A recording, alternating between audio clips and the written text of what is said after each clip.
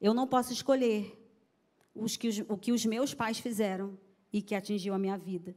Não foi escolha minha. Mas eu posso escolher ser curada. Eu posso escolher prosseguir.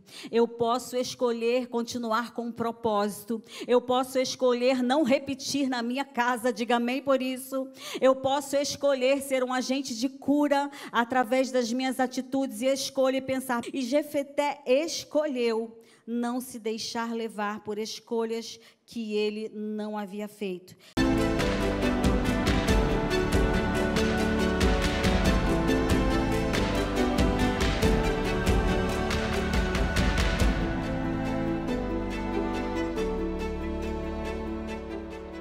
É que todos nós temos um passado. Você é quem você é hoje, pelo que você viveu até aqui. E isso pode te impulsionar, se você tiver a visão correta de quem você é em Deus. Mas muitas vezes nós somos paralisados por escolhas que às vezes nem foram nossas e que nos atingiram. E esse homem, ele tem essas duas vertentes que eu quero abordar com vocês nessa noite. Primeiro, ele foi atingido por uma escolha que ele não fez, por algo que ele não escolheu, mas que chegou à vida dele. E depois, uma escolha que ele fez e que afetou toda a sua geração. Aí eu vou dar um ponto para quem já descobriu de quem eu estou falando. Tá difícil, gente? Tá difícil? Tá muito difícil? Ele está na galeria dos heróis da fé. Ele foi um homem, vou dar mais uma cola, ele viveu na época dos juízes. E ele sofreu consequências de escolhas que ele não fez. Mas a sua família sofreu consequências de uma escolha que ele fez. Uau, palmas para o pastor Pedro, ele acertou, gente. Será que por isso que ele é o nosso ministro de Educação e Ensino? Ai, pastor, boa escolha. Glória a Deus por isso. Eu quero conversar um pouquinho hoje, nessa noite, sobre Jefté, esse homem que foi um juiz, que viveu numa época em que Israel estava entregue, cada um decidia, cada um fazia, cada um se movia pelos seus desejos, não havia uma liderança unificada, não havia um cabeça, aquilo que os pais deveriam passar para os filhos havia sido esquecido, porque após a morte de Josué, não foi assim? Após a morte de Josué e daquela geração de anciãos, as pessoas, os filhos não foram ensinados, eles não se posicionaram para que as próximas gerações estivessem aos pés do Senhor. Jefté, Juízes 11:1, o gileadita, era um guerreiro valente. Eu quero começar contando para você algumas coisas importantes sobre esse homem. A palavra de Deus diz em Juízes que ele era um guerreiro valente, que ele era alguém preparado para a guerra, que ele era alguém que tinha condições de ir à batalha, que ele era alguém que tinha condições de empreender uma guerra, mas talvez ele não se sentisse assim ainda. E eu vou te explicar porque, após essa descrição da palavra de Deus, que é uma descrição bem semelhante à de Gideão, lembra de Gideão? Que ele estava malhando trigo, ele estava escondido porque Israel sofria ataques, ele estava lá atemorizado, e o anjo aparece para ele e fala: ei, varão valoroso. E ele fala: opa, Gideão respondendo: como assim, varão valoroso? Nós estamos sob ataque, as coisas estão difíceis, nós somos saqueados, e essa é a mesma palavra com que Jefté é descrito pela palavra de Deus, um guerreiro valente. E essa palavra, guerreiro valente, é uma expressão muito rica, e ela significa não somente forte, não somente um homem que luta, não somente um homem que é preparado para comandar um exército, mas significa também que é um homem cheio de virtude, um homem de grande valor. Só que, quando a Bíblia continua a descrição de Jefté, diz que ele era um guerreiro valente, ponto. Sua mãe era uma prostituta. E o seu pai foi Gileade. Então, eu já começo a ver aqui na vida de Josué um rótulo, eu já começo a ver aqui na vida de Josué que ele era reconhecido por Deus como um homem valente, como um homem honrado, como um homem guerreiro, como um homem preparado para a batalha, mas a descrição que as pessoas davam para ele, que era real, era a realidade dele, era que ele era um filho de uma prostituta. Ele não era apenas reconhecido como um guerreiro habilidoso, ele era um homem de grande valor, de grande força interior, mas ele era filho de uma prostituta. E quando eu digo para você aqui nessa noite que as nossas decisões, elas nos marcam e marcam outras pessoas pela dor ou pela cura, Jefeté foi marcado pela dor de ser rotulado o filho de uma prostituta. E naquela época, ser filho de uma prostituta, mesmo com toda a decadência moral, era algo que era muito cruel para alguém, uma família, porque essa pessoa, ela poderia estar sujeita a não receber herança, ela poderia ser excluída, ela poderia ser rejeitada. Apesar de ser um homem valoroso, como a palavra diz, ele era um filho de uma prostituta, ele sofria rejeição, ele tinha um estigma social, e eu tenho certeza, e você sabe disso, que não foi uma escolha de Jefeté. Ele nasceu, ele veio ao mundo por escolhas que outras pessoas fizeram. E aí, muitas das vezes, nós podemos até dar uma de Jefeté, né? E falar assim, mas eu não pedi para nascer. Eu não sei porque eu nasci nessa família. Eu não tenho nada a ver com isso, eu só estou aqui. A verdade, queridos, é que, independente de ser rotulado como um filho bastardo ou um filho não desejado, o Senhor via nele um homem valoroso e um homem honrado. Não são os títulos, não são as marcas que, muitas vezes, as escolhas que nós não fizemos, que vão determinar quem nós somos e quem nós seremos na nossa casa, na nossa família e naquilo que Deus tem para cada um de nós. É o Senhor quem define e não são os outros que vão dizer quem nós somos. A verdade é que, muitas vezes, as nossas escolhas, elas precisam estar permeadas pela palavra de Deus. Eu vejo que, muitas vezes, nós decidimos as coisas assim, olha, a vida é minha e ninguém tem nada a ver com isso. O corpo é meu e ninguém tem nada a ver com isso. E nós nos esquecemos que quando nós usamos essa máxima na nossa vida, nós podemos estar ferindo pessoas. Sabe, filhos, muitas vezes nós achamos que a vida é nossa. Muitos filhos, quando chegam aos 18 anos, eu acredito, não, aqui na nossa igreja, óbvio que não tem isso, mas muitos filhos falam assim, deixa eu fazer 18 anos, deixa eu ter a maioridade, deixa eu começar a ganhar o meu dinheiro, deixa só para ver, ninguém mais manda em mim. Vou dizer uma coisa para você, as suas atitudes, as suas escolhas afetam não só você, não só a tua casa, mas podem afetar gerações. O teu corpo é templo do Espírito Santo, diga amém por isso. As suas escolhas, elas afetam quem convive e quem vive com você. E foi pago um alto preço. Nós somos do Senhor. Nada é sobre nós, tudo é sobre Ele. E aí o versículo 2 diz que a mulher de Gileade também lhe deu filhos a Gileade, que estavam já grandes. E quando eles estavam grandes, eles expulsaram Jefeté, dizendo, você não vai receber nenhuma herança da nossa família, pois você é filho de outra mulher. Nossas decisões marcam as nossas vidas, as decisões que outras pessoas tomam marcam as nossas vidas. Pode ser pela dor ou pode ser pela cura, pode ser pela cura, pode ser pela fé, mas eu e você precisamos decidir. Jefeté agora, ele foi marcado por decisão dos seus irmãos, e vou dizer uma coisa, eu não sei quantos aqui já sofreram rejeição, não sei quantos aqui já foram traídos, não sei quantos aqui já foram passados para trás, não sei quantos aqui esperavam alguma coisa de alguém e não foi aquilo que aconteceu. Mas na família de Jefté, a rejeição fez parte das suas histórias, da sua história, da sua família. E vou dizer, irmãos, dói. Quem já sofreu por amor aqui? Quem já recebeu um não? Quem já ouviu, ei, eu não quero mais você?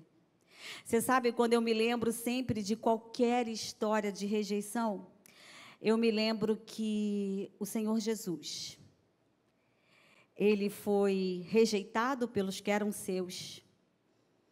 Ele não foi recebido por aqueles que o esperavam. Mas ainda assim, Ele cumpriu a sua missão até o final. Ele é um exemplo que eu e você podemos falar, Senhor, o Senhor sabe o que eu estou sentindo. O Senhor sabe, Deus, o que é ser rejeitado. E eu entendo que Jefté, mais uma vez aqui, ele foi desprezado pelos seus irmãos. E eu me pergunto onde é que estava o pai de Jefté. Provavelmente nessa época ele já deveria estar morto ou muito doente. E ele sofre mais uma vez com a expulsão pelos seus irmãos da sua casa. Ele é desprezado pela sua origem. Ei, você não é nosso irmão.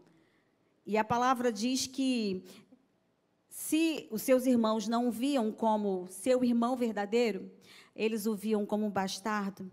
Eu tenho certeza que Deus viu nele coragem e fé. Um homem honrado. Sabe, muitas vezes eu e você vamos nos sentir assim. Esses dias eu estava achando muito interessante.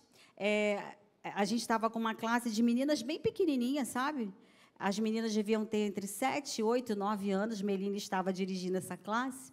E aí nós estávamos falando sobre perdão, sobre dor no coração, sobre sentir que tinha alguma coisa que precisava consertar porque não estava bem.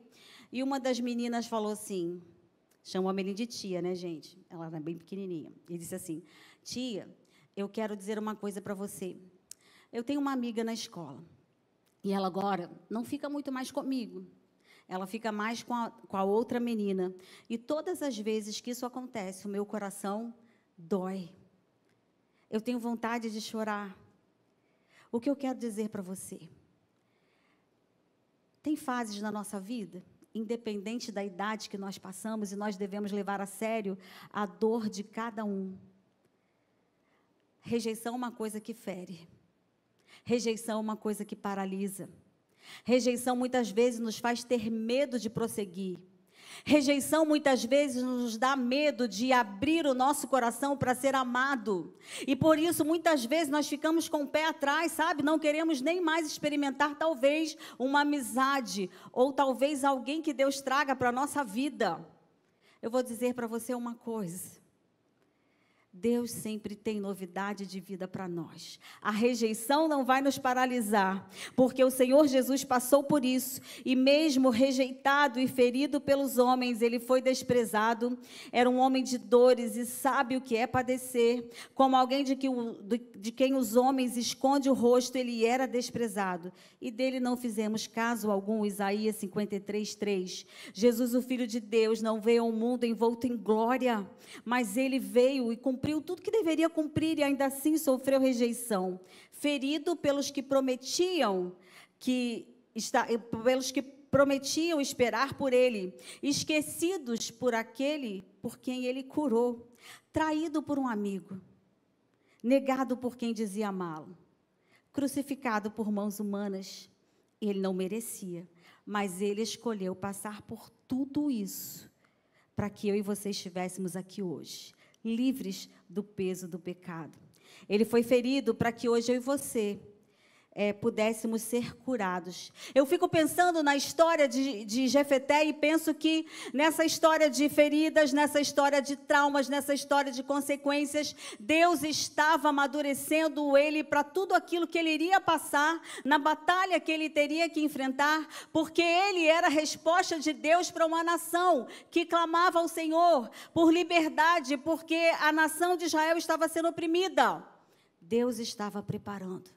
Deus leva em consideração a nossa dor. Deus leva em consideração as nossas lágrimas. Deus leva em consideração aquilo que nós passamos e que não foi nossa escolha. Eu vou dizer uma coisa para você nessa noite. Eu não sei o que você passou. Gente, todas nós temos histórias, maiores ou menores, talvez como dessa menininha de 8 anos, que estava sofrendo por uma amizade na escola. Todos nós temos histórias. Mas a verdade é, como você vai reagir àquilo que aconteceu com você e que você não buscou? Às vezes nós ficamos escondidos, às vezes nós não queremos mais fazer nada, às vezes nós ficamos isolados, e foi exatamente isso que aconteceu com Jefté. Ele fugiu dos seus irmãos e se estabeleceu em Tobi. Ali um bando de vadios uniu-se a ele e o seguiu. Mas algum tempo depois, escute aqui que começa a mudar a história de Jefté, a história que era de humilhação, uma história que ele não escolheu, uma história de rejeição, uma história de exclusão, uma história de sair da onde o lugar que ele deveria achar paz, porque, irmãos, a nossa casa deve ser um lugar onde nós encontramos paz em nome de Jesus. E quando ele vai para longe disso tudo, quando ele está em Tobi, ele está cercado por pessoas que não eram de muito boa índole. E algum tempo depois, quando Israel está vivendo uma grande opressão pelos amonitas, eles entram em guerra contra Israel. Os líderes de Gileade começam a orar: Senhor, lembram aquele ciclo dos juízes? O povo esquecia de Deus. O povo começava a sofrer e o povo se voltava para o Senhor. Deus tenha misericórdia. Não era assim, gente? Aqui a gente não faz isso porque a gente constantemente vive na presença do Senhor, amém? Não precisa vir a luta para nós buscarmos o nosso Deus. Não precisa vir a doença, não precisa vir a tristeza, não precisa vir a praga, não precisa vir o isolamento, não precisa ter a violência, não precisa de laudo de doença, porque nós estamos na presença do Senhor, seja na alegria ou seja na dor, nós estamos com o nosso Pai. Mas Deus usou essa situação de guerra em Israel para que Jefté fosse lembrado. Então, algum tempo depois que ele já havia fugido para Tobi, os homens de Gileade foram buscar Jefté em Tobi, versículo 5. Lá em Tobi, nesse lugar de isolamento. Mas foi também não só lugar de ficar sozinho.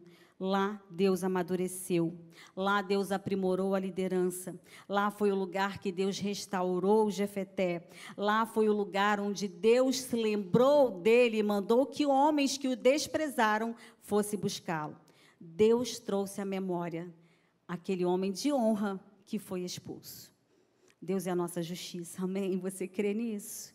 Muitas vezes nós achamos que estamos esquecidos. Muitas vezes nós achamos que não tem porta para as nossas vidas. Deus, mas há quanto tempo eu oro? Senhor, e a minha carreira? Senhor, e o meu ministério? Senhor, e agora a minha vida? Senhor, e a minha família? Vai ser assim, essa história, desse jeito? Ele estava em Tobi e podia achar assim: eu estou aqui. Eu estou isolado, eu estou em companhias que eu não gostaria, que eu não escolheria para a minha vida, mas Deus trouxe aos líderes dos gileaditas Jefté. E de um homem que sai expulso, por escolhas que ele não fez, ele é procurado por essa liderança para ser trazido de volta. Deus nunca se esqueceu de você. Deus está atento as tuas orações. Deus está atento no seu processo de amadurecimento. Deus está atento onde você está.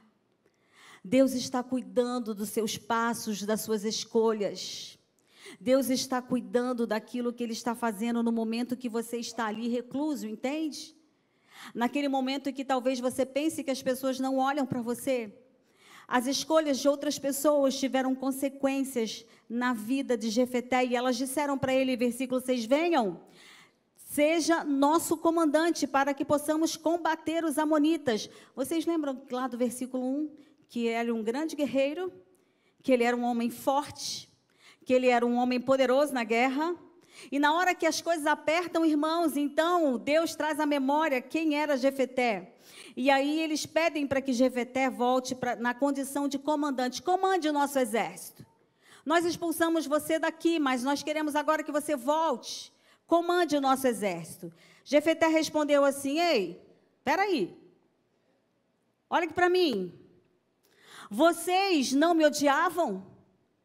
Vocês não me expulsaram da casa do meu pai? Por que me procuram agora, quando vocês estão em dificuldade? Sabe uma coisa que eu achei bem interessante de Jefeté? É que ele não deixou de falar o que ele estava sentindo. Sabe, irmãos, muitas vezes quando nós somos esquecidos ou desprezados, às vezes, quando nos procuram, nós aceitamos qualquer coisa. Às vezes, nós não falamos o que estamos sentindo. Mulher não faz isso não, né, gente? Sabe quando você está aborrecida lá e teu marido pergunta assim para você: ei, por que você está quieta aí? O que você responde? Exatamente, nada não. Sim, tem alguma coisa e eu preciso expressar isso. E eu preciso colocar isso para que eu seja curada. E Jefeté, ele faz perguntas para que as pessoas ali, os líderes, saibam o que ele está passando e que as coisas não estão colocadas de um jeito para que ele possa voltar sem que as coisas sejam acertadas. A cura, irmãos, começa quando nós temos coragem de falar sobre o que aconteceu. Ei, vocês me desprezaram e agora vocês desejam que eu volte? E eles dizem: sim, nós queremos que você volte, nós queremos que você venha lutar por nós. E ele, depois que faz essa pergunta, eles respondem: mas apesar disso, e eu acho interessante aqui, escute esse versículo 8, quando ele questiona por que eles voltaram, ele pergunta, ele fala: não, a gente quer que você volte como comandante, mas vocês me expulsaram. E eles falam assim: mas apesar disso, ou seja, apesar da gente ter desprezado você, apesar da gente ter deixado você de lado, apesar de nós termos mandado você embora, nós estamos apelando para você. Venha combater conosco, os amonitas, e você não será só o nosso comandante, mas você será o chefe de todos os que vivem em Gileade. Então, preste atenção. Eles pediram perdão para Jefeté. Ei, Jefeté, olha só, nos perdoa. Nós queremos te pedir perdão porque nós expulsamos você. Eu não sei se motivados, eu fiquei pensando, porque como ele era um grande guerreiro, talvez podem ter pensado assim: ei, esse moço vai dar trabalho aqui, né? Ele tem uma liderança incrível, porque mesmo expulso, mesmo longe. Gente, sabe de uma coisa? Os dons de Deus são irrevogáveis. Onde o Senhor te plantar, você vai exercer o dom e o ministério que Ele deu a você, em nome de Jesus. Ele não foi tolhido daquilo que Deus o chamou para fazer, mesmo estando distante. E aí eu fico pensando que o pedido de perdão deles foi um pedido de perdão sem pedir perdão. Eu não sei se vocês já passaram por isso algumas vezes e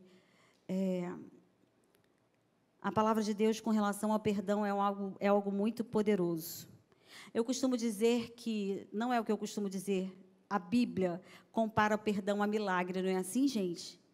Milagre, perdão é algo sobrenatural. E o pedido de perdão e liberar perdão faz toda a diferença na nossa vida. Como voltar para uma casa?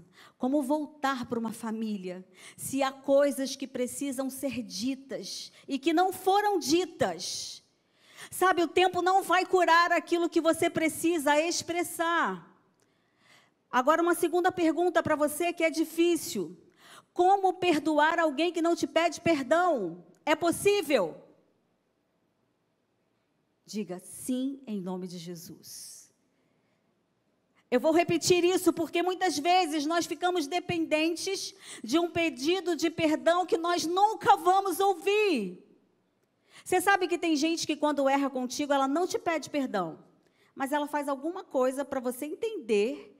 Gente, já passaram por isso? Que ela está arrependida, mas ela não consegue verbalizar: ei, me perdoa. E se ela soubesse o quanto isso é libertador e curativo, gente, mas eu não posso depender do pedido de perdão de ninguém. E eu aprendi isso com José do Egito. José, ele perdoa os seus irmãos. Algum momento os irmãos pediram perdão para ele, mas ele resolve perdoar, colocando o nome do primeiro filho. E ele só prospera depois que ele libera o perdão sobre a vida deles. Gente, isso é muito poderoso. Aqui não houve um pedido de perdão formal. Aqui não houve um pedido, ei, perdoa a gente porque a gente expulsou você. Mas houve um pedido de volta porque você é importante. Volta porque nós estamos precisando. Eu não quero entrar no mérito se era só por um momento, mas eles começam com uma negociação. Volta para ser comandante. Não, você não vai ser só comandante, você vai liderar toda Gileade. Você vai ficar sobre as nossas vidas. Jefeté não dependeu do pedido de perdão. Ele foi alvo de escolhas que ele não fez, mas ele reagiu, escute isso, ele reagiu segundo o que a palavra de Deus nos orienta. Eu não posso escolher o que os meus pais fizeram e que atingiu a minha vida. Não foi escolha minha, mas eu posso escolher ser curada. Eu posso escolher prosseguir, eu posso escolher continuar com um propósito, eu posso escolher não repetir na minha casa, diga amém por isso. Eu posso escolher ser um agente de cura através das minhas atitudes e escolho e pensar, peraí, se eu agir por um momento, se eu for movida pela carne, se eu for motivada por um momento de prazer, se eu for motivada por escolhas que possam trazer uma crise financeira, se eu for motivada por companhias que vão me levar para a ruína, eu preciso pensar e avaliar. E Jefeté escolheu não se deixar levar por escolhas que ele não havia feito. Jefeté era um homem de fé. Ele responde, bom, se vocês me levarem de volta e eu combater, e aqui entra a fé que Jefeté expressa no Senhor, e se o Senhor, ele sabia do seu potencial, ele sabia que era preparado para a guerra, só que ele diz aqui a frase que precisa ser a chave da nossa vida, se o Senhor entregar a mim essa batalha, eu realmente serei o líder entre vocês. Jefeté já estava tributando a vitória desta batalha ao Senhor. A vitória da nossa família, da nossa casa, ela é pelo Senhor. Gigantes se levantam. E às vezes nós queremos agir por humanidade, por braço forte, por muito falar, por muito repetir. E aí a pessoa olha para a gente repete a mesma história, a mesma ladainha, a mesma coisa e a gente não vê mudança. A nossa vitória está no nome do Senhor que fez os céus e a terra. E a Ele que nós vamos recorrer, e a Ele que nós vamos pedir sabedoria em todas as nossas decisões, para que nós não machuquemos, para que nós não firamos, mas para que nós imprimamos fé no coração de quem anda junto de nós, em nome de Jesus. E foi isso que Jefeté fez. Ele reconhece e ele sabia que ele agora precisava agir e lidar com quem antes o rejeitou. Ele reconheceu Deus na vida dele e os homens confirmam para ele. Jefeté volta com o povo. E interessante que Jefeté, além de ser um homem preparado para a guerra, ele era um homem diplomático. Olha que coisa, gente. Antes de pegarem armas, antes de ir para extremos, ele manda um recado para o rei oponente. Ei, rei, não vamos lutar, a história não é assim. Esse território não fomos nós que tomamos de vocês. Alguns países impediram que Israel passasse. E isso ele demonstra que ele conhecia a história do povo de Israel, a sua história. E aí, quando o rei diz, olha, não tem jeito, é guerra. Aí eu vou pular lá para o versículo 29, diz assim, preste atenção, gente. Se eu e você parássemos no versículo 29, se Jefeté se contentasse com aquilo que é suficiente em Deus, as escolhas que agora ele faria daqui para frente não causariam dor na sua família. Então, eu quero que você me entenda até aqui. Jefeté foi vítima de escolhas que ele não fez, mas ele soube reagir no Senhor para que ele tivesse sucesso naquilo que Deus tinha para a vida dele, amém? E aí no versículo 29 diz assim: então o Espírito do Senhor se apossou de Jefeté. Então, Jefeté ficou cheio do Espírito Santo.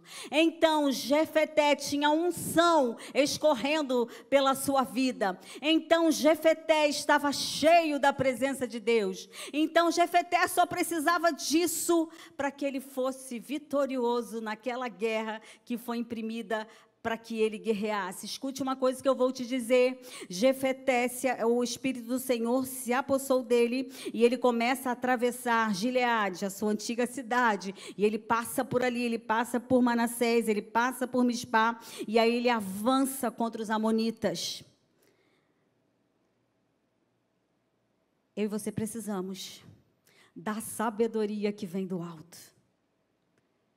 Quando o Senhor, naquela época, dava o Espírito por medida, só para algumas situações que fossem ser resolvidas, quando ele derramava o seu Espírito, aquela pessoa estava completamente capacitada para aquilo que o Senhor chamou. E eu te dou uma boa notícia que hoje não é diferente. Hoje todos nós que aceitamos a Cristo temos esse mesmo Espírito poderoso, que se chama Espírito Santo, que nos ensina, que nos encoraja, que nos levanta, que nos faz vencer em nome de Jesus. As nossas decisões marcam pela dor ou pela cura. Jefeté não ficou parado, ele escolheu prosseguir, avançar. Ele não escolheu o que fizeram com ele, mas parar pelo que fizeram com ele, mas ele escolheu que ele podia reagir no Senhor. O Espírito do Senhor se apossou de Jefeté. Eu e você temos o Espírito Santo.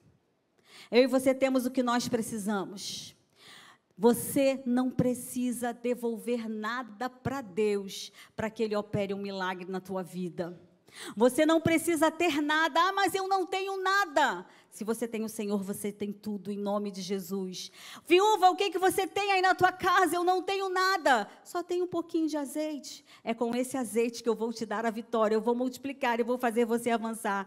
Ei, Senhor, a gente não pode alimentar a multidão. Temos 5 pães, 2 peixinhos. Ei, o Senhor multiplica aquilo que parece o mínimo, e você pode não ter nada, que o Senhor ainda assim vai fazer você avançar e vai fazer você ser um vencedor em nome de Jesus. Ele tinha tudo que ele precisava. Ele tinha treinamento, ele tinha liderança, ele era diplomático e ele tinha o Espírito de Deus, que era suficiente. Mas como homem que ele era com grande valor e força interior, o Espírito se apossou dele, ele só precisava ir. Irmãos, a história poderia continuar aqui, porque quando o Senhor falou, vai, o Senhor empoderou, ele sabia que Deus já daria vitória, mas com zelo, talvez extremo, e talvez com imprudência, e talvez com, sabe quando nós somos impulsivos? Foi exatamente assim que Jefeté agiu, com impulsividade. Ele fez um voto ao Senhor, sem pensar nas consequências. Eu quero te dizer, ele não precisava votar ao Senhor. E às vezes nós queremos oferecer ou fazer coisas achando que Deus só vai agir se nós fizermos algo extraordinário. Deus só vai me amar se eu fizer. Não, você já tem o Espírito. Ele já ama você. Você só precisa obedecer. Ele já daria vitória a Jefeté. Ele foi resposta de oração. Mas ele faz um voto. Ele foi impulsivo. E ele não se preocupa com as consequências. Esse versículo aqui, eu não vou entrar no mérito, porque não é o teor da nossa discussão. A nossa discussão é que as nossas escolhas, as nossas consequências geram resultados na nossa família, geram resultados na nossa vida. Um homem cheio do Espírito, impulsionado pelo Espírito, mas também marcado por uma cultura a deuses pagãos. Um coração que crê em Deus. Vê se às vezes nós não estamos assim também, achando que temos que ajudar Deus, achamos que temos que fazer um jeito para que as coisas aconteçam mais rápido, ou sejam mais breves, ou que nós não estamos aguentando mais esperar. Deus não precisa das nossas promessas, queridos. Nós é que somos dependentes das promessas dele, amém? Eu é que preciso crer e confiar que ele é fiel, para que o que ele prometeu, ele há de cumprir nas nossas vidas. Um homem que não precisava votar. Deus não pede promessas humanas para agir, mas sim obediência e fé. E você sabe que Jefeté foi à guerra, e que Jefeté foi vitorioso, mas ele faz um voto ao Senhor. E ele diz que se o Senhor desse vitória, aquela pessoa que saísse ao encontro dele, da sua casa, e se ele retornasse com a vitória, ele ofereceria essa vida em holocausto ao Senhor. Pense comigo. O texto original diz que uma vida pode ser um animal ou uma pessoa, mas normalmente as casas dos israelitas não tinham animais soltos, e ele talvez jamais tivesse pensado que fosse uma filha, e ele só tinha uma única filha, e ainda assim seria uma pessoa, e sacrifícios humanos, Deus nunca pediu isso, e a única vez que ele falou com Abraão, e ele proveu o cordeiro, então não era o caso aqui, na verdade, ele fez um voto que Deus não queria, e ele volta para sua casa vitorioso. Quando ele chega à sua casa, nossas decisões marcam pela dor ou marcam pela cura. Quando Jefeté chega à sua casa em Mispá, sua filha saiu ao seu encontro, dançando ao som de tamborins. E ela era a única filha, e ele não tinha outro filho. Quando a viu, rasgou as suas vestes e gritou: "Ah, minha filha! Eu estou angustiado e desesperado por tua causa, pois eu fiz ao Senhor um voto e eu não posso quebrar." "Meu pai", respondeu ela, "sua palavra foi dada ao Senhor. Faça comigo o que prometeu, agora que o Senhor vingou dos seus inimigos, os amonitas." A filha de Jefeté saiu ao encontro dele. Isso era normal quando havia uma vitória, que a casa saísse em festa, em dança, em alegria. Mas eu fico pensando o quanto as nossas escolhas impactam a vida dos nossos filhos. Eu não quero entrar aqui se ela foi entregue como uma celibatária ou como uma oferta. O original parece que é uma oferta totalmente queimada, mas isso não é importante, porque às vezes nós pensamos somente em morte física, mas muitas vezes nós estamos indo para casa, indo para os nossos lares, encontrando com os nossos, enquanto eles estão vindo para nos encontrar em festa, e muitas vezes nós transformamos esta festa, a festa de quem amamos, em choro. E eu fiquei pensando exatamente em muitas vezes, se não é isso, exatamente isso que nós fazemos. Quando os nossos filhos vão nos contar alguma coisa, ou quando nós já chegamos reclamando de tudo e de todos. Sabe, queridos, um dia aquela bagunça que o nosso filho deixou ali não vai existir mais.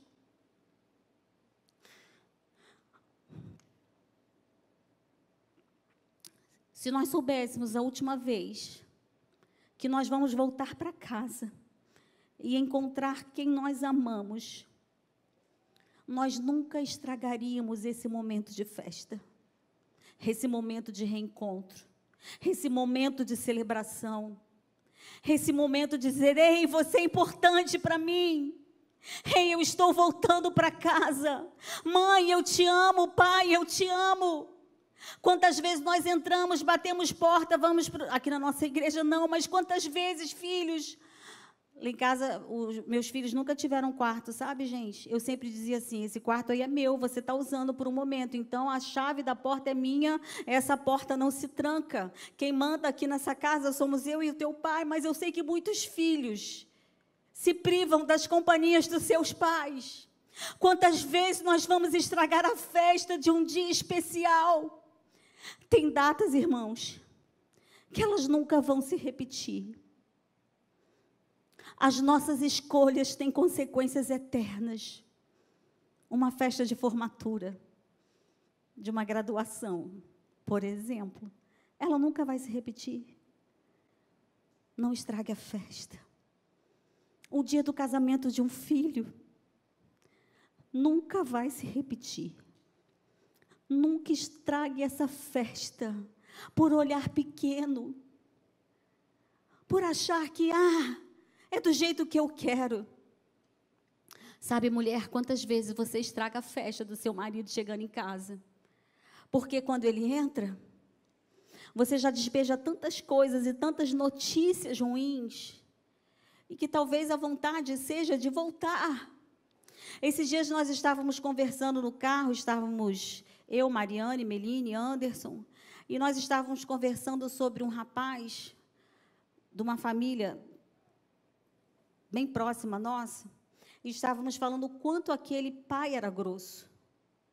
E aí, uma delas duas, eu não sei quem, não lembro, disse assim: não é de se estranhar que os filhos não queiram conviver. Não é de se estranhar o dia que esse menino tiver dinheiro e nunca mais querer olhar na cara do pai. E eu falei: Deus, o que nós estamos falando e fazendo com aqueles que estão junto conosco? Nós estamos estragando a festa. Nós estamos não dando atenção. E eu me lembro quando Jesus foi passar por um momento de tentação, 40 dias. Sabe, queridos, ele foi batizado lá, você lembra, no Jordão? E há uma frase que eu e você deveríamos falar todos os dias para quem está saindo da nossa companhia, de dentro da nossa casa. Vou dizer uma coisa para você: o momento de chegada e de saída nunca estrague a festa. E Jesus ouve a voz do céu, e as pessoas que estavam ali junto com ele no batismo também ouviram. Deus sabia que o seu filho, a quem ele amava, ia passar por 40 dias da pior tentação, dias de provação, dias que o demônio estaria tentando estragar o plano supremo, estragar aquele dia, o ápice do dia que eu e você estamos experimentando hoje. E Deus olha para Jesus e diz: ei, olha aí, eis o meu filho amado. Filho, eu te amo. Quantas vezes nós estragamos a festa de quem está saindo ou chegando na nossa casa, porque a nossa visão é rasa, porque talvez nós não soubemos lidar com situações que chegaram a nós, e nós não deixamos que o Espírito Santo de Deus nos tratasse, nos curasse, nos movesse. Nós não procuramos ajuda. Jefeté era um bom estrategista. Jefeté era um bom homem de guerra.